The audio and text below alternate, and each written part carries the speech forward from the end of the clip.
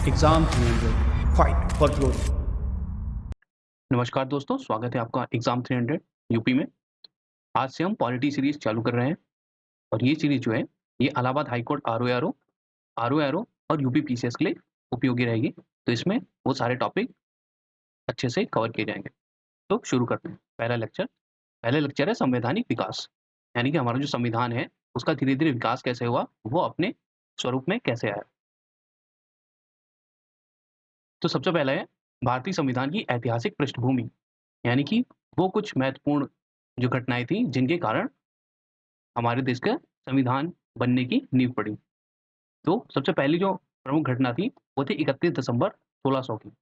इस दिन क्या हुआ, इस दिन लंदन के कुछ व्यापारियों द्वारा एक स्थापित की गई ईस्ट इंडिया कंपनी जो थी, उसको महारानी एलिज़ाबेथ जो कि उस समय इंग्लैंड की महारानी थी, उन्होंने एक रॉयल चार्टर जिसे शाही चार्टर बोलते हैं या एक शाही पत्र कहते हैं, आज्ञा पत्र, वो प्रदान किया, जिससे उनको दक्षिण-पूर्व एशिया जिसमें कि भारत भी था, उसके क्षेत्रों के साथ व्यापार करने का एकाधिकार प्राप्त कर लिया। एकाधिकार का मतलब है कि भारत तथा दक्षिण-पूर्व एशिया के जो देश हैं, जो जगह थी, उनके साथ सिर्फ़ ईस्ट इंडिया कंपनी ही इंग्लैंड की जो कंपनी थी, इंग्लैंड में सिर्फ़ यही कंपनी ही जो है उनके साथ व्यापार कर सकती थी और इसके अलावा और कोई कंपनी व्यापार नहीं कर पाएगी। तो एक तरीके से समझ लीजिए कि एक पेटेंट ग्रांट कर दिया एक तरीके से।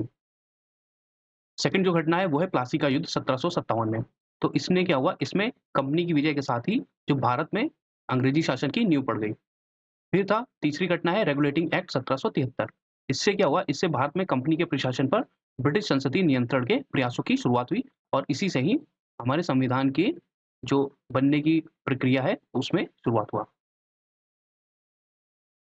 अब देखते हैं संवैधानिक विकास हुआ कैसे? तो ये जो इम्पोर्टेंट एक्ट हैं, वो देखेंगे, फिर इनको एक बार डिटेल में भी पढ़ेंगे। तो सबसे पहला एक्ट जो था, वो था 1773 का रेगुलेटिंग एक्ट।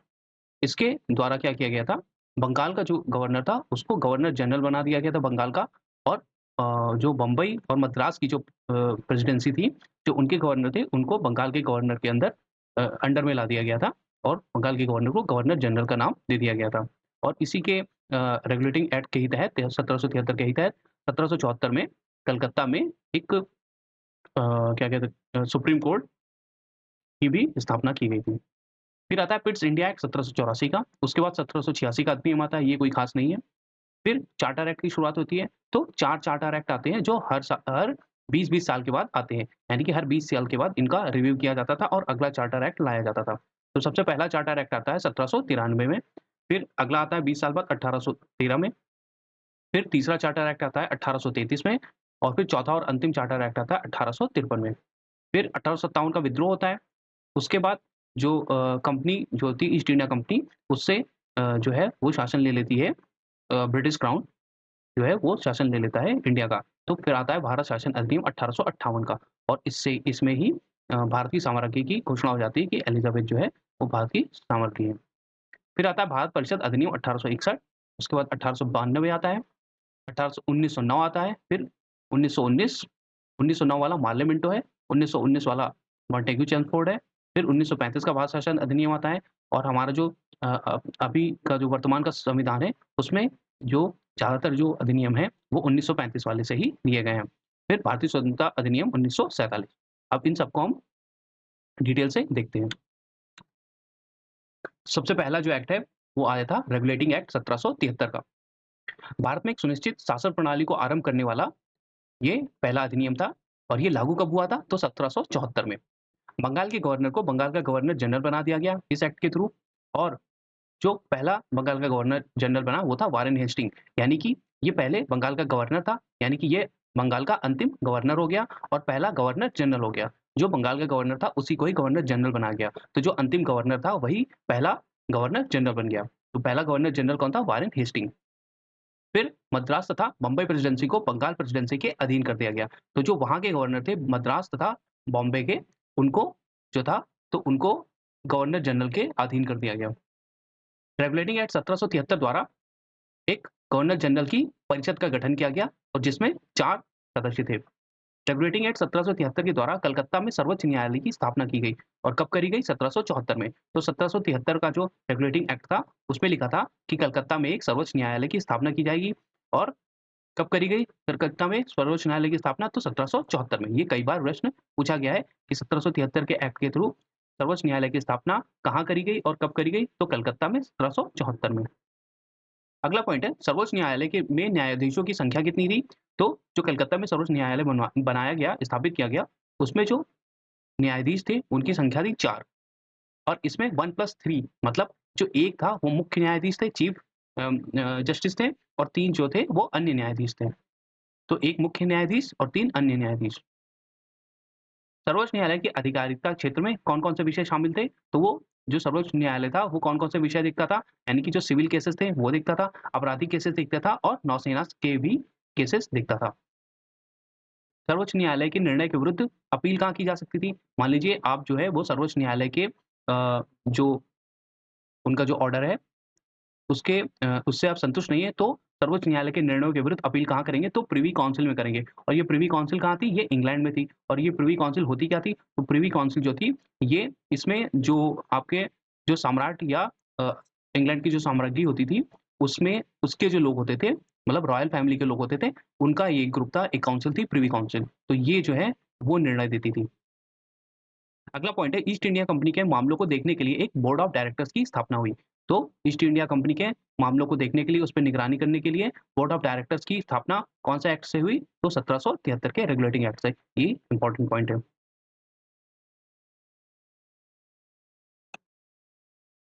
अगला आता है पिट्स इंडिया एक्ट 1784 का। ईस्ट इंडिया कंपनी के व्यापारिक तथा राजनीतिक कार्यों को पृथक कर दिया गया। यानी कि जो ब्रिटिश साम्राज्य था, उसका नाम पिट्स था, उसने क्या किया कि ईस्ट इंडिया कंपनी के व्यापारिक तथा राजनीतिक कार्यों को पृथक कर दिया। यानी कि व्यापारिक कार्य जो है वो अलग, उसके लिए अलग अध्यक्ष होगा और राजनीतिक कार्यों के लिए अलग। बोर्ड ऑफ कंट्रोल जो था, नियंत्रण मंडल था, उसकी स्थापना करी गई। इससे पहले क्या था? इससे पहले बोर्ड ऑफ डायरेक्टर्स थे। तो 1773 वाले एक्ट से बोर्ड ऑफ डायरेक्टर्स की स्थापना की गई और 1784 पिट्स इंडिया एक्ट से बोर्ड ऑफ कंट्रोल। तो पहले डायरेक्टर्स थे और अब कंट्रोल यानी कि जो कंट्रोल करेगा बोर्ड, उसकी स्थापना की गई। ईस्ट इंडिया कंपनी पर राजनीतिक नियंत्रण एवं निरीक्षण के हेतु बोर्ड ऑफ कंट्रोल जो डायरेक्टर्स थे वो 1773 के एक्ट से, board of board of control 1784 के एक्ट से। अगला पॉइंट है बोर्ड ऑफ कंट्रोल के सदस्यों की नियुक्ति कौन करता था? तो ब्रिटिश सम्राट करता था। बोर्ड ऑफ डायरेक्टर्स कंपनी के व्यापारों के मामलों की अधीक्षण करते थे। यानी कि जो व्यापारिक मामले थे वो बोर्ड ऑफ डायरेक्टर देखते थे और जो बोर्ड ऑफ कंट्रोल था वो क्या देखता था? वो राजनीतिक मामलों पर नियंत्रण करता था। अगला एक्ट आया वो है चार्टर एक्ट 1813 का। अब ये जो चार्टर एक्ट है ये हर 20 साल बाद रिव्यू होके एक नया चार्टर एक्ट आएगा। तो 1813 के बाद 1833 में, फिर 53 में और फिर 76 में। तो पहला है चार्टर एक्ट 1813 देखते हैं। इसमें क्या किया? सभी अंग्रेज व्यापारियों को भारत से व्यापार की छूट प्रदान करने का उपबंध किया गया। यानी कि जो 1773 का अभी हमने पहले देखा था सबसे पहला एक्ट, तो जो 1773 का एक्ट था, इसमें क्या किया गया था?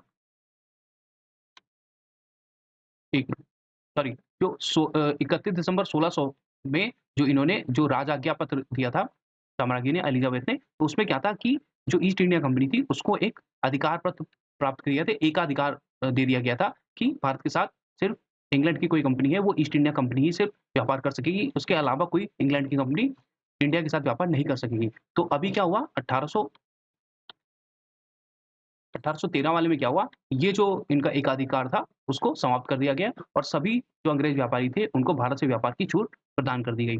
अगला पॉइंट है भारत में ईसाई धर्म के प्रचार की अनुमति दी गई। ये भी कई बार पूछा गया है कि भारत में ईसाई धर्म के प्रचार की अनुमति किस एक्ट के द्वारा दी गई? तो चार्टर एक्ट 1813 के मत। अगला पॉइंट है भारत में शिक्षा पर ईस्ट इंडिया कंपनी को 1 लाख रुपए वार्षिक खर्च करने का प्रावधान किया गया। ये 2 पॉइंट बहुत बार-बार पूछे गए हैं कि ईसाई धर्म के प्रचार की अनुमति किस एक्ट के द्वारा दी गई? 1813 चार्टर एक्ट और शिक्षा पर ईस्ट इंडिया कंपनी को 1 लाख रुपए वार्षिक खर्च करना पड़ेगा। ये भी चार्टर एक्ट 1813 में लिखा गया। अगला पॉइंट है ब्रिटिश संसद ने चाय और चीन के साथ व्यापार को छोड़कर, यानी कि जो चाय का व्यापार था इंडिया में और इंडिया जो चीन के साथ व्यापार करता था, उसको छोड़ के जो ईस्ट इंडिया कंपनी के बाकी सारे जो एकाधिकार थे उनको समाप्त कर दिया गया था। तो पहला जो 1600 में जो उन्होंने एकाधिकार दिया था उसमें सारे के सारे व्यापार थे और अब 1813 में क्या किया है कि चाय और चीन के साथ व्यापार को छोड़ के ईस्ट इंडिया कंपनी के सारे एकाधिकारों को समाप्त कर दिया गया। अगला चार्टर एक्ट है 1833 का। भारतीय क्षेत्रों का प्रशासन अब ब्रिटिश सम्राट के नाम से किया जाएगा। ईस्ट इंडिया कंपनी के सभी वाणिज्यिक एकाधिकार समाप्त कर दिए गए। बंगाल के गवर्नर जनरल को संपूर्ण भारत का गवर्नर जनरल बना दिया गया। तो इससे पहले बंगाल के गवर्नर को बंगाल का गवर्नर जनरल बनाया गया था, फिर अब बंगाल के गवर्नर जनरल को भारत का गवर्नर जनरल बना दिया गया। भारत के प्रथम गवर्नर जनरल कौन बने थे? Lord William Bentinck. तो अगर ये पहले गवर्नर जनरल थे भारत के, तो ये अंतिम बंगाल के गवर्नर जनरल होंगे, क्योंकि बंगाल के गवर्नर जनरल को ही भारत का गवर्नर जनरल बनाया गया। तो लॉर्ड विलियम बेंटिक अंतिम बंगाल के गवर्नर जनरल और प्रथम भारत के गवर्नर जनरल। बम्बई तथा मद्रास की परिषदों की विधि निर्माती शक्ति को समाप्त कर दिया गया। यानी कि जो बम्बई और मद्रास की जो परिषदें थे, वो कोई भी जो लॉ थी वो नहीं बना पाएँगी, वो सिर्फ़ बंगाल से ही बनेगा। चार्टर एक्ट 1813 की धारा कौन-सी थी? 87, ये इम्पोर्टेंट धारा है। इसके तहत किसी भी भारतीय को मात्र धर्म, जन्म स्थान, वंश तथा वर्ण के आधार पर सरकारी सेवा के लिए अयोग्य नहीं माना जाएगा। तो इससे डिस्क्रिमिनेशन समाप्त करने का भी एक कदम उठाया गया, ये भी पूछा गया है। तो कौन-सा एक्ट था? 1833 का चार्टर एक्ट और धारा कौन-सी थी? धारा 87 यानी कि धारा 87 डिस्क्रिमिनेशन को समाप्त करने के लिए। भारत में दास प्रथा को गैर कानूनी घोषित कर दिया गया 1833 में। और कौन था? ये भी पूछा जाता है, हिस्ट्री का ये क्वेश्चन बन जाता है कि दास प्रथा को कानूनी रूप से समाप्त करने वाला कौन था? तो लॉर्ड विलियम बेंटिक था। इसी ने सती प्रथा को भी समाप्त किया था। गवर्नर जनरल की परिषद में एक विधि विशेषज्ञ चौथे सदस्य के रूप में जो है वो शामिल किया गया और पहला जो विधि विशेषज्ञ था वो था मैकाले। तो ये इंपॉर्टेंट हो जाता है, पहला विधि विशेषज्ञ कौन था? वो मैकाले था। इसके बाद इसी साल में इसका एक मैकाले का एक पत्र भी आता है। तो गवर्नर जनरल की परिषद में एक विधि विशेषज्ञ को शामिल किया गया चौथे सदस्य के रूप में, वो था मैकाले। और मैकाले क्या बन गया? पहला विधि विशेषज्ञ। फिर आता है चार्टर एक्ट 1853 का। गवर्नर जनरल के विधायी व प्रशासनिक कार्यों का विभाजन किया गया। इसमें विधि निर्माण के लिए भारतीय यानी कि केंद्रीय विधान परिषद की स्थापना की गई। तो केंद्रीय विधान परिषद की स्थापना किस एक्ट के द्वारा की गई? चार्टर एक्ट 1853 में। मतलब जैसे कि अभी जो हमारी संसद है, वो कानून बनाती है, उसी की तरह जो था 1853 में एक भारतीय केंद्रीय विधान परिषद बनाई गई, जो कि भारत के लिए कानून बनाएगी। सिविल सेवाओं के लिए प्रतियोगी परीक्षाओं का शुभारंभ हुआ तथा इसे भारतीयों के लिए भी खोल दिया गया। तो 1853 के चार्टर एक्ट से जो सिविल सेवाएँ सेवाएँ थी, आईसीएस के नाम से, अभी उनको आईएएस बोलते हैं। तो सिविल सेवाओं के लिए जो प्रतियोगी परीक्षा थी, उनकी शुरुआत की गई और तथा इसमें भारतीयों को भी मतलब पार्ट लेने की अनुमति दी गई। भारतीय विधान परिषद में पहली बार क्षेत्रीय प्रतिनिधित्व का सिद्धांत भी आरंभ किया गया। अगला जो है वो है भारत शासन अधिनियम 1858। 1857 की क्रांति के बाद जो था, तो ब्रिटिश जो क्राउन था उसने ईस्ट इंडिया कंपनी से भारत का जो था वो एकाधिकार ले लिया था। तो उसके बाद आता है भारत शासन अधिनियम 1858। ब्रिटिश संसद द्वारा act for the better government of India, क्योंकि जो रिवोल्ट हुआ था वो इसीलिए हुआ था कि जो ईस्ट इंडिया कंपनी थी, जो उसका जो गवर्नेंस था वो अच्छा नहीं था। इसकी वजह से इन्होंने क्या किया, ब्रिटिश संसद ने एक एक्ट पारित किया जिसका नाम था act for the better government of India. Bharat का शासन कंपनी के हाथों से ले लिया गया और उसको ब्रिटिश ताज के अधीन कर दिया गया। और इसी के जो थी इसी की जो घोषणा होती है इलाहाबाद में, जो इलाहाबाद दरबार होता है उसमें जो सामराज्ञी होती है, वो घोषणा करती है कि अब जो भी आपकी डलहौजी वगैरह की राज हड़प नीति ये सब थी, वो सब समाप्त कर दी जाएगी और जो राजा थे वो दत्तक पुत्र ले सकते हैं, गोद ले सकते थे, ये सब भी स्वीकार कर लिया गया था। इसमें क्या हुआ, 1858 वाले में गवर्नर जनरल का जो पद था वो उसको चेंज करके वायसराय का पद बना दिया गया। तो जो भारत का गवर्नर जनरल था, वो क्या बन गया, भारत का वायसराय 1858 में। और प्रथम भारत का वायसराय कौन बना? वो था लॉर्ड कैनिंग। तो अगर ये प्रथम भारत का वायसराय है, यानी कि ये अंतिम भारत का गवर्नर जनरल होगा। बोर्ड ऑफ डायरेक्टर तथा बोर्ड ऑफ कंट्रोल को समाप्त करके इनके समस्त अधिकारों को जो है वो भारत के सचिव को दे दिया गया। अब ये भारत सचिव कौन था? तो भारत सचिव जो था वो ब्रिटिश मंत्रिमंडल का एक सदस्य था। यानी कि जो ब्रिटिश कैबिनेट थी उसका एक मिनिस्टर था, कैबिनेट मिनिस्टर था ये भारत का सचिव। भारत सचिव की सहायता के लिए एक 15 सदस्यीय भारत परिषद की भी स्थापना हुई। यानी कि एक क्या बोलते हैं कमिटी टाइप में बनाई गई भारत परिषद के नाम से, जिसमें 15 सदस्य थे जो कि भारत सचिव की सहायता करते थे। क्योंकि भारत सचिव तो इंग्लैंड में रहता था, ये ब्रिटिश का एक कैबिनेट मिनिस्टर था। भारत के गवर्नर जनरल को भारत सचिव की आज्ञा के अनुसार कार्य करने के लिए बाध्य कर दिया गया। यानी कि जो भारत का गवर्नर जनरल था, यानी कि अब चेंज होके भारत का वायसराय बन गया, यानी कि लॉर्ड कैनिंग, इसको मतलब बाध्य कर दिया गया कि तुम भारत के सचिव के अंडर ही काम करोगे। यानी कि जो गवर्नर था या जो वायसराय था, वो किसको रिपोर्ट करता था? अब रिपोर्ट करता था वो भारत के सचिव को। अगला जो एक्ट आता है वो है भारत परिषद अधिनियम 1861 का।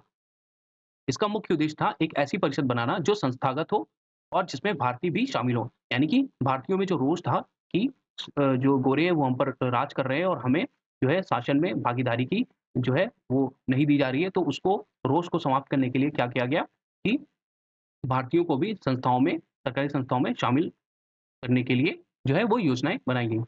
इस अधिनियम के माध्यम से अंग्रेजों ने भारतीयों से समर्थन माँगने की योजना बनाई कि मतलब हम तुमको कुछ सहूलियतें दे रहे हैं, सरकार में भी शामिल कर रहे हैं, तुम्हें विधि निर्माण में कुछ सहूलियतें दे रहे हैं, तो इस वजह से आप हमारा समर्थन करिए।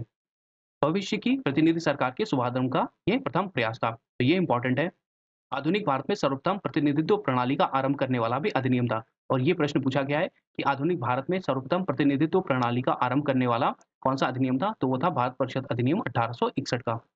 इसके अंतर्गत क्या हुआ? प्रांतों में स्थापित की गई विधान परिषदें। तो 3 प्रांतों में विधान परिषदें बनाई गईं। पहली थी सबसे पहली बंगाल में बनाई गई 1862 में। उसके बाद उत्तर-पश्चिमी सीमा प्रांत, ये नॉर्थ वेस्ट फ्रंटियर है, जो इस टाइम पाकिस्तान में आता है, वहाँ पे बनाई गई और यहीं से थे वो खान अब्दुल गफ्फार खां, जिनको सीमांत गांधी बोलते थे। तो 1866 में बनाई गई उत्तर-पश्चिमी सीमा प्रांत में और फिर पंजाब में बनाई गई 1897 में। तो 3 विधान परिषदें जो है प्रांतों में स्थापित करी गई। सबसे पहले बंगाल में बनाई गई 1862 में, फिर उसके बाद उत्तर-पश्चिमी सीमा प्रांत में बनाई गई 1866 में, फिर पंजाब में बनाई गई 1897 में। सर्वप्रथम भारतीयों को कानून बनाने की प्रक्रिया में सम्मिलित किया गया। इसीलिए इसमें ऊपर लिखा गया है कि भारत की भविष्य की प्रतिनिधि सरकार के शुभारंभ का प्रथम प्रयास था, क्योंकि भारतीयों को कानून बनाने की प्रक्रिया में सम्मिलित किया गया। मद्रास एवं बम्बई की प्रेसिडेंसियों को पुनः विधायी शक्तियाँ देकर विकेंद्रीकरण की प्रक्रिया की शुरुआत की गई। विकेंद्रीकरण क्या है? विकेंद्रीकरण मतलब है, केंद्रीकरण वो होता है कि सारी की सारी जो पावर थी वो सेंटर के, यानी कि जो आपकी जो संघ की है, सेंटर की जो गवर्नमेंट है उसके पास हो तो केंद्रीकरण हो जाएगा। विकेंद्रीकरण क्या है कि पावर जो है वो सेंटर की पावर डाइल्यूट करके कुछ स्टेट्स को या राज्यों को दे दी जाए, प्रांतों को दी जाए, तो वो विकेंद्रीकरण है। तो इसके इस एक्ट के थ्रू क्या किया गया कि मद्रास और बम्बई की प्रेसिडेंसियों को पुनः विधायी शक्तियाँ वापस कर दी गई, यानी कि वो विधान या जो है वो कानून बना सकती थी गवर्निंग के लिए अपने अपने प्रांतों में, कौन से? बम्बई और मद्रास की प्रेसिडेंसियाँ। तो इसलिए विकेंद्रीकरण की प्रक्रिया की शुरुआत इस अधिनियम से हुई 1861 की। अगला पॉइंट है वायसराय की कार्यकारी परिषद में विधि सदस्य को 5वें सदस्य के रूप में शामिल किया गया। ये भी पूछा गया है कि किस अधिनियम के माध्यम से वायसराय की कार्यकारी परिषद में विधि सदस्य को 5वें सदस्य के रूप में शामिल किया गया था। तो विधि सदस्य को 5वें सदस्य के रूप में वायसराय की कार्यकारी परिषद में शामिल किया गया, भारत परिषद अधिनियम 1861 के द्वारा। फिर आता है भारत परिषद अधिनियम 1892। 1892 वाले में क्या किया गया? केंद्रीय तथा प्रांतीय दोनों विधान परिषदों के सदस्यों को बजट पर बहस करने व प्रश्न पूछने का अधिकार दिया गया। तो पहले क्या किया गया? पहले सिर्फ शामिल किया गया, मगर वो बजट पर बहस नहीं कर सकते थे और प्रश्न नहीं पूछ सकते थे। मगर 1892 में क्या गया कि केंद्रीय तथा प्रांतीय दोनों विधान परिषदों में जो सदस्य, यानी कि जो भारतीय सदस्य थे, उनको वो बजट पर बहस कर सकते थे और प्रश्न भी पूछ सकते थे, मगर पूरक प्रश्न और तर्कपूर्ण प्रश्न नहीं पूछ सकते थे। अब ये पूरक प्रश्न क्या होते हैं? पूरक प्रश्न वो होते हैं कि आपने एक क्वेश्चन पूछा और उसका जो संबंधित मिनिस्टर है उसने आंसर दे दिया। अब उसके लिए आप एक सेकंड क्वेश्चन, मतलब एक रिप्लाई में जो अगला क्वेश्चन है वो नहीं पूछ सकते, तो उसको बोलते हैं पूरक प्रश्न। तो पूरक प्रश्न पूछने की जो थी वो अधिकार नहीं दिया गया। और तर्कपूर्ण प्रश्न क्या है? तर्कपूर्ण प्रश्न है कि अगर कोई लॉ बना है तो उसके बनाने की बेसिस क्या है, या अगर कोई नियम बनाया गया है तो उसको क्यों बनाया गया है, उस किस चीज़ों के बेसिस पे बनाया गया है, या उनका क्या रिज़ल्ट होगा, तो इन सब से रिलेटेड कोई लॉजिकल प्रश्न आप नहीं पूछ सकते थे। तो पूरक प्रश्न तथा तर्कपूर्ण प्रश्न नहीं पूछे जा सकते थे 1892 के एक्ट के तहत, मगर बजट पर बहस कर सकते थे और प्रश्न पूछ सकते थे।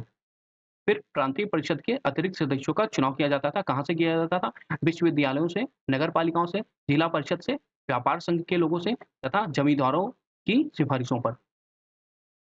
1892 के अधिनियम की आलोचना करने वाले नरम दलीय नेताओं के नेतृत्व करता थे गोपाल कृष्ण गोखले। तो गोखले जी ने जो 1892 का अधिनियम है उसका विरोध किया था, मगर इसका समर्थन किसने किया था? इसका समर्थन किया था सुरेंद्रनाथ बनर्जी ने। उन्होंने बोला कि जो सुधार है उनका पूर्ण लाभ उठाओ और जो हमें मतलब जो विधायी परिषदों में सम्मिलित होने का, पार्ट लेने का जो अधिकार मिलना है उसका यूज करो। तो उसका समर्थन किसने किया था? सुरेंद्रनाथ बनर्जी ने। और विरोध किसने किया था? गोपाल कृष्ण गोखले जी ने। केंद्रीय परिषद के सदस्य बनाने वाले प्रमुख भारतीय नेता थे गोपाल कृष्ण गोखले, रास बिहारी बोस तथा सुरेंद्रनाथ बनर्जी। तो इन तीनों लोगों को केंद्रीय परिषद के सदस्य बने थे गोपाल कृष्ण गोखले, रास बिहारी बोस तथा सुरेंद्रनाथ बनर्जी। अगला अधिनियम आता है 1909 का मार्ले मिंटो सुधार, या जिसको भारत परिषद अधिनियम 1909 कहते हैं। तो इसमें जो मार्ले थे ये भारत के सचिव थे, वही ब्रिटिश के कैबिनेट मिनिस्टर, जो ब्रिटेन में रहते थे, इन्हीं के लिए एक कार्यकारी परिषद बनाई गई थी 14 सदस्यों की, और जो मिंटो थे, जो लॉर्ड मिंटो थे, वो क्या थे? वो थे वायसराय यहाँ के, भारत के। तो जो पहला नाम लिखा है, वो है भारत का सचिव, और दूसरा नाम जो लिखा है, वो है भारत का वायसराय। इसी तरह अगला आएगा मोंटेग्यू चेम्सफोर्ड वाला, तो उसको भी देखेंगे। तो अब देखते हैं 1909 का जो ये अधिनियम था, ये बना कब? 1909 में, मगर ये लागू कब हुआ? तो जनवरी 1910 में। ये भी प्रश्न पूछा गया है कि ये लागू कब हुआ? तो लागू हुआ 1910 में, जनवरी में। मुसलमानों के लिए पृथक सामुदायिक प्रतिनिधित्व प्रणाली की भी इसमें लागू किया गया।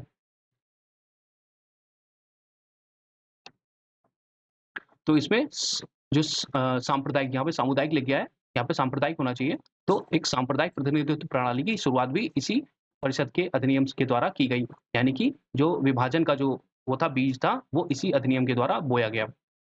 सांप्रदायिक प्रतिनिधित्व की व्यवस्था पर भविष्य में देश विभाजन की आधारशिला रखने वाला भी यही अधिनियम था, इसलिए ये भी इम्पोर्टेंट हो जाता है। सांप्रदायिक प्रतिनिधित्व का जन्मदाता किसे माना जाता है? तो लॉर्ड मिंटो को। क्यों? क्योंकि मिंटो ही वायसराय था उस समय इंडिया का। वायसराय की कार्यकारिणी परिषद में प्रथम भारतीय सदस्य के रूप में किसे नियुक्त किया गया? तो वो थे सत्येंद्र प्रसाद सिन्हा। ये प्रश्न कई बार पूछा गया, आरओ में भी आया तथा पीसीएस में भी आया है कि वायसराय की कार्यकारिणी परिषद में प्रथम जो भारतीय सदस्य थे वो कौन थे? तो वो थे सत्येंद्र प्रसाद सिन्हा। अगला पॉइंट है, विधायी परिषदों में पूरक प्रश्न पूछने की व्यवस्था भी कर दी गई। यानी कि जो इससे पहले 1892 वाला था, उसमें हम बजट पे बहस कर सकते थे, जो इंडियंस थे, भारतीय थे, बजट पर बहस कर सकते थे और प्रश्न पूछ सकते थे। मगर पूरक प्रश्न तथा तर्कपूर्ण प्रश्न नहीं कर सकते थे। मगर अब 1909 वाले में क्या किया गया कि लोगों को, भारतीय लोगों को विधायी परिषदों में पूरक प्रश्न पूछने की भी व्यवस्था कर दी गई। मतलब कि अब वो पूरक प्रश्न भी पूछ सकते थे। यानी कि उन्होंने कोई प्रश्न पूछा कि भाई ये वाला कार्य या ये वाला नियम या ये वाला कानून क्यों बनाया गया है? तो उसने बताया, मिनिस्टर ने आपका रिप्लाई किया, तो आप उस रिप्लाई से अगर संतुष्ट नहीं है तो आपने तुरंत ही एक और प्रश्न पूछ लिया उसी से रिलेटेड, तो उसको बोलते हैं पूरक प्रश्न। तो 1909 में पूरक प्रश्न पूछने की भी आज़ादी दे दी गई। अगला अधिनियम आता है भारत शासन अधिनियम 1919 का।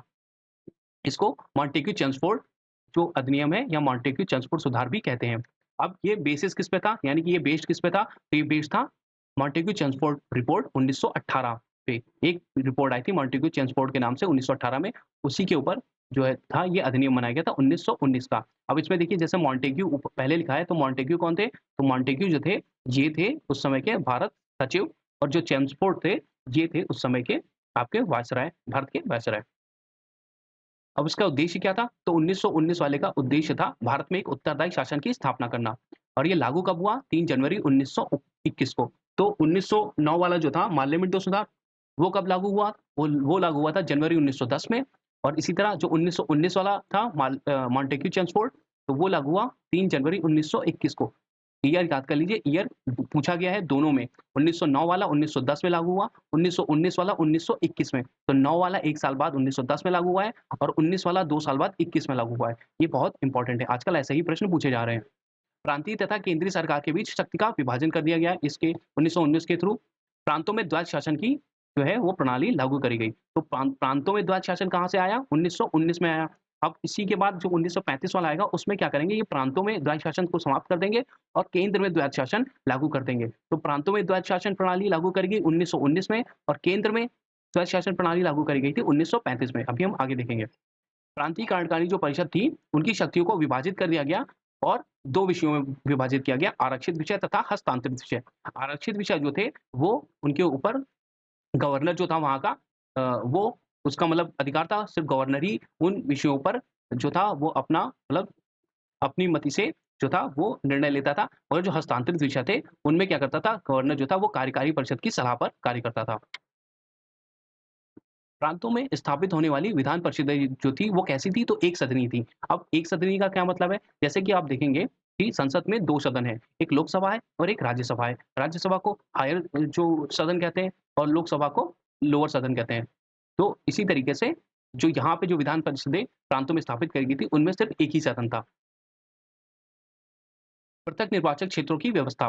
तो पृथक निर्वाचन क्षेत्रों की व्यवस्था में मतलब 1909 में सिर्फ मुस्लिमों के लिए दिया गया था, और ये 1919 में क्या किया गया? पृथक निर्वाचन को आगे बढ़ा दिया गया। उसमें सिखों को, भारतीय ईसाइयों को, यूरोपियों को तथा आंग्ल भारतीयों को भी शामिल कर लिया गया। यानी कि इसमें जो था डिवीज़न को, यानी कि सांप्रदायिकता को और ज़्यादा बढ़ा दिया गया। 1909 वाले में सिर्फ़ मुसलमानों के लिए यही सांप्रदायिक जो था निर्वाचन के लिए की व्यवस्था की गई थी, मगर 1919 में सांप्रदायिक निर्वाचन था, उसको और बढ़ाया गया। सिखों के लिए अलग कर दिया गया, भारतीय ईसाइयों के लिए अलग कर दिया गया, यूरोपियों के लिए अलग तथा आंग्ल भारतीयों के लिए अलग। इसका मतलब पृथक निर्वाचन का मतलब है कि अगर मान लीजिए कोई सिख है, तो उनको रिप्रेज़ेंट सिर्फ़ सिख ही करेगा और उनको जो है, जो वोट है वो सिर्फ़ सिख ही देंगे। यानी कि सिख लोगों को सिर्फ़ सिख ही लोग चुनेंगे, मुसलमान को सिर्फ़ मुसलमान ही चुनेगा, हिंदू उसके लिए वोट नहीं कर सकता, तो इससे डिवीज़न बढ़ जाता है। केंद्र में प्रथम बार द्विसदनीय विधानसभा स्थापित की गई। तो जो प्रांतों में थी वो कैसे विधान परिषदें थी, एक सदनीय थी, मगर केंद्र में द्विसदनीय विधानसभा स्थापित की गई। और आज भी केंद्र में द्विसदनीय विधान जो है, हमारी जो संसद है वो कैसी है, द्विसदनीय है, तो आज भी द्विसदनीय ही है। राज्यसभा स्थापित की गई, तो 1919 के कानून के तहत ही राज्यसभा भी स्थापित की गई। राज्यसभा का कार्यकाल जो था वो निश्चित किया गया 6 वर्ष का, और आज भी 6 वर्ष का ही हमारा जो है राज्यसभा का तो नहीं, मगर हाँ, जो राज्यसभा सभा के सदस्य होते हैं उनका कार्यकाल 6 वर्ष का होता है। राज्यसभा का जो कार्यकाल है वो अनंत काल तक है, क्योंकि राज्यसभा कभी भंग नहीं होती है। केंद्रीय बजट एवं प्रांतीय बजट अलग-अलग पेश होंगे, इसका भी निर्णय किया गया। लोक सेवा आयोग की स्थापना की गई। तो ये बहुत इंपॉर्टेंट हो जाता है कि लोक सेवा आयोग जो है, उसकी स्थापना किस अधिनियम के द्वारा की गई? तो 1919 के अधिनियम के द्वारा की गई लोक सेवा आयोग की स्थापना। 1919 का अधिनियम भारतीयों के लिए बेड़ियों का नया जाल था। तो ये कथन किसका था? ये कथन था सुभाष चंद्र बोस जी का, और ये इम्पोर्टेंट है, पूछा गया है। ये और महात्मा गांधी का जो कथन है, दोनों ही पूछे गए। 1919 का अधिनियम भारतीयों के लिए बेड़ियों का नया जाल था, ये सुभाष चंद्र बोस जी ने बोला। जबकि महात्मा गांधी ने बोला कि चेम्सफोर्ड सुधार भारत के आर्थिक शोषण तथा उसे परतंत्र यानी कि गुलाम बनाए रखने की प्रक्रिया के ही अंग थे, ऐसा कहा महात्मा गांधी ने। फिर आता है भारत शासन अधिनियम 1935 का। उत्तरदायित्वपूर्ण शासन की स्थापना के संदर्भ में क्या अंतिम महत्वपूर्ण अधिनियम था? प्रमुख विशेषता इसकी क्या थी? प्रमुख विशेषता थी कि भारत में सर्वप्रथम संघात्मक सरकार की स्थापना की गई, तथा एक जो है संघ जो है, अखिल भारतीय संघ शब्द का प्रथम बार प्रयोग किया गया। तो प्रथम बार अखिल भारतीय संघ का प्रयोग कब किया गया? भारत शासन अधिनियम 1935 में। प्रांतों में स्वायत्त शासन की स्थापना की गई, केंद्र में द्वैत शासन की स्थापना की गई। अभी हमने देखा था 1919 वाले में था कि प्रांतों में द्वैत शासन शुरू किया गया था। देखिए 1919 वाले प्रांतों में द्वैत शासन प्रणाली लागू की गई। मगर 1935 में क्या करते हैं कि प्रांतों से द्वैत शासन प्रणाली को समाप्त कर दिया जाता है और केंद्र में द्वैत शासन प्रणाली को आरंभ कर दिया था। तो प्रांतों में द्वैत शासन प्रणाली कब शुरू होगी? 1919 में। केंद्र में द्वैत शासन प्रणाली कब शुरू होगी? 1935 में। ये दोनों बहुत इंपॉर्टेंट है, बार-बार प्रश्न यही पूछे गए हैं। अखिल भारतीय संघ का प्रथम बार प्रयोग किस अधिनियम में किया गया? 1935 में। केंद्रीय तथा प्रांतीय सरकारों के मध्य वैधानिक शक्तियों के विभाजन हेतु 3 सूचियां बनाई गई, जो कि आज भी हैं, संघ सूची, राज्य सूची तथा समवर्ती सूची। तो ये सूचियाँ आज भी हैं, 3 सूचियाँ हैं, संघ सूची, राज्य सूची और समवर्ती सूची। संघ सूची में संघ यानी कि सेंटर जो है वो लॉ बनाता है। समवर्ती सूची जो है राज्य सूची है, उसमें राज्य जो है वो कानून बनाता है, और जो समवर्ती सूची है उसमें राज्य और संघ दोनों ही कानून बना सकते हैं। मगर अगर कोई 2 कानून क्लैश करेंगे, मान लीजिए समवर्ती सूची का कोई एक विषय है, उसके ऊपर एक जो है राज्य का भी कानून है और संघ का भी कानून है। तो उस सिचुएशन में क्या होगी कि भाई 2 अलग-अलग लॉ हैं, वो टकराएँगे, एक-दूसरे को ओवरलैप करेंगे, तो किसको माना जाएगा? तो उस केस में संघ वाला जो नियम है, यानी कि जो सेंटर का नियम है, उसको प्रेफ़रेंस दी जाएगी, वही मान्य होगा। अब जैसे हमारा जीएसटी वाला था, तो जब जीएसटी काउंसिल बनाई गई और जीएसटी जो एक नियम बनाया गया, तो ये किसने बनाया था? ये सेंटर ने बनाया था, केंद्र सरकार ने बनाया था। मगर राज्यों के अलग-अलग जो टैक्सेस थे, उनके अलग-अलग नियम थे। तो आप देखोगे कि भाई जब जो लॉज़ था, वो एक-दूसरे से टकराने लगे, तब क्या किया गया, इसी मतलब हमारे संवैधानिक उसके माध्यम से किया गया कि जो समवर्ती सूची है, उसमें जब टकराव की स्थिति पैदा हो, तो संघ वाला यानी कि जो सेंटर का नियम है, वही माना जाएगा। इसी तरह से आप देखिए बंगाल वगैरह ने पहले इसका काफ़ी विरोध किया था, पश्चिम बंगाल वगैरह में, मगर अंतोगत्वा उनको मानना ही पड़ा और जीएसटी को अपनाना ही पड़ा। तो ये भी एग्ज़ाम्पल है। अगला पॉइंट है संघीय न्यायालय की स्थापना का प्रावधान भी किया गया, यानी कि एक संघ में न्यायालय भी बनाया जाएगा। 321 अनुच्छेद तथा 10 अनुसूचियाँ थी इसमें 1935 वाले में। ये भी एक बार पूछा गया है कि 1935 का जो अधिनियम था, उसमें कितने अनुच्छेद तथा कितनी अनुसूचियाँ थी? तो 321 अनुच्छेद थे और 10 अनुसूचियाँ थी। और ये क्यों पूछा गया है? क्योंकि हमारा जो अभी करंट का जो यानी वर्तमान में जो हमारा संविधान है, वो जो है उसका मैक्सिमम जो पार्ट है, वो इसी अधिनियम के द्वारा लिया गया था, क्योंकि ये बहुत ही ज़्यादा एक्सटेंसिवली लिखा गया था। तो भारत शासन अधिनियम 1935 के ज़्यादातर जो क्लॉज़ हैं वो एज़ इट इज़ ही या थोड़े बहुत मॉडिफ़िकेशन के बाद हमारे जो वर्तमान संविधान है उसमें ले लिए गए थे। भारत सरकार सरकार अधिनियम 1935 के अंतर्गत एक अनुदेश प्रपत्र, जिसको बोलते थे इंस्ट्रूमेंट ऑफ इंस्ट्रक्शंस, को भारत के संविधान में राज्य के नीति निर्देशक तत्वों के रूप में समाविष्ट किया गया। तो इसी 1935 में क्या था, एक अनुदेश प्रपत्र नाम का एक पत्र था या एक क्लॉज़ था, जिसको कहते थे इंस्ट्रूमेंट ऑफ इंस्ट्रक्शंस, यानी कि कुछ इंस्ट्रक्शंस थे जिनको कि अभी हमारे वर्तमान संविधान में किस रूप में है, वो राज्य के नीति निर्देशक तत्वों के रूप में है, यानी कि directive principle of state policies के रूप में है। संघ तथा इसमें सम्मिलित इकाइयों के मध्य संवैधानिक विवादों के निपटारे हेतु एक फेडरल न्यायालय, संघीय न्यायालय बनाया गया। कहाँ पे बनाया गया? दिल्ली में। और इसमें न्यायाधीशों की संख्या कितनी थी? तो टोटल 3 न्यायाधीश थे, जिसमें कि 1 मुख्य न्यायाधीश था और 2 अन्य न्यायाधीश थे। तो फेडरल न्यायालय, संघीय न्यायालय दिल्ली में कब बनाया गया? तो 1935 के अधिनियम के थ्रू बनाया गया और इसमें न्यायाधीशों की संख्या कितनी थी? 3 थी, जिसमें कि 1 मुख्य न्यायाधीश तथा 2 अन्य न्यायाधीश। फेडरल न्यायालय के निर्णयों के विरुद्ध अपील कहाँ करते थे? तो वही प्रिवी काउंसिल में, और प्रिवी काउंसिल कहाँ थी? वही इंग्लैंड में। अधिनियम के द्वारा संवैधानिक निरंकुशता का सिद्धांत प्रवृत्त किया गया। बर्मा तथा अदन को भारत के शासन से पृथक कर दिया गया। ये अभी आरओ-एआरओ में पूछा गया और यूपीपीएससी में पूछा गया है कि बर्मा को भारत से अलग कब किया गया? तो 1935 में, भारत शासन अधिनियम 1935 के द्वारा ये पूछा गया है। पंडित जवाहरलाल नेहरू ने 1935 के अधिनियम को क्या कहा? तो इन्होंने कहा कि ये गुलामी का अधिकार पत्र या दासता का आज्ञा पत्र है। ऐसा पंडित जवाहरलाल नेहरू ने 1935 के अधिनियम के बारे में कहा। फिर आता है क्रिप्स मिशन 1942 में। तो 1940 से में सेकंड वर्ल्ड वॉर चालू हो गया था और सेकंड वर्ल्ड वॉर के टाइम क्या हुआ? ब्रिटेन की हालत खराब हो गई थी। तो ब्रिटेन यहाँ पे क्या डिसाइड किया गया कि जो इंडिया है उसको डोमिनियन का दर्जा दे दिया जाएगा और इनसे उसी के नाम पर हम जो है सहयोग प्राप्त कर लेते हैं। तो उसी के लिए क्रिप्स मिशन को भेजा गया 1942 में। भारत सरकार द्वारा भारत में भेजा गया एक मिशन था क्रिप्स मिशन, जिसका उद्देश्य क्या था? उद्देश्य था द्वितीय विश्व युद्ध के समय अपने लिए भारत का पूर्ण सहयोग प्राप्त करना।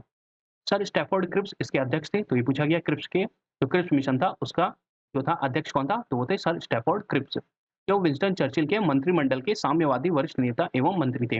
इसमें इम्पोर्टेंट क्या है कि इस समय ब्रिटेन का प्रधानमंत्री कौन था? तो ब्रिटेन के प्राइम मिनिस्टर थे विंस्टन चर्चिल। क्रिप्स मिशन की योजना के क्या-क्या प्रस्ताव थे? तो पहला प्रस्ताव था कि भारत को एक डोमिनियन स्टेट प्रदान कर दिया जाएगा। युद्ध की समाप्ति के पश्चात नए संविधान के निर्माण हेतु संविधान निर्माती परिषद का गठन किया जाएगा, यानी कि संविधान सभा का निर्माण किया जाएगा। इसके कुछ सदस्य प्रांतीय विधायकों द्वारा निर्वाचित किए जाएंगे तथा कुछ जो रियासतों का प्रतिनिधित्व करते हैं, यानी कि जो राजा हैं, वो मनोनीत किएंगे। तो ऐसा क्रिप्स मिशन में कहा गया। डोमिनियन राज्य के दर्जे के साथ ही एक भारतीय संघ की स्थापना की जाएगी। यह संघ राष्ट्रमंडल के साथ अपने संबंधों के निर्धारण में स्वतंत्र होगा। यही जो है वो डोमिनियन का जो है वो मतलब होता है। मुस्लिम लीग व कांग्रेस दोनों ने इस प्रस्ताव को अस्वीकार कर दिया, नहीं माना। मुस्लिम लीग ने क्यों नहीं माना? मुस्लिम लीग ने इसलिए नहीं माना क्योंकि मुस्लिम लीग की पृथक पाकिस्तान, यानी कि एक अलग पाकिस्तान बनाने की मांग थी। तो उसमें जो था क्रिप्स मिशन में इसका कोई भी उल्लेख नहीं था। और कांग्रेस ने क्यों नहीं माना? क्योंकि कांग्रेस की मांग थी कि पूर्ण स्वतंत्रता दी जाए, डोमिनियन की स्टेट नहीं चाहिए था जो था कांग्रेस को। कांग्रेस को क्या चाहिए थी? पूर्ण स्वतंत्रता चाहिए थी। तो उसकी मांग को भी इसमें क्रिप्स मिशन में खारिज कर दिया गया और पृथक पाकिस्तान की मांग को अस्वीकार कर दिया गया। तो पृथक पाकिस्तान की मांग अस्वीकार कर दी गई, इसलिए मुस्लिम लीग ने इसको नहीं माना और पूर्ण स्वतंत्रता की जगह इसमें डोमिनियन स्टेट दे रहे थे, इसलिए कांग्रेस ने इस क्रिप्स मिशन को स्वीकार नहीं किया। महात्मा गांधी ने इसे पोस्ट डेटेड चेक कहा, मतलब जिस चेक की डेट पहले निकल चुकी हो उसको अब भुनाने की कोशिश कर रहे हैं, ऐसा महात्मा गांधी ने कहा। और ये कई बार पूछा गया है कि महात्मा गांधी ने पोस्ट डेटेड चेक किस प्रस्ताव को कहा था? तो क्रिप्स जो मिशन था उसको पोस्ट डेटेड चेक कहा था।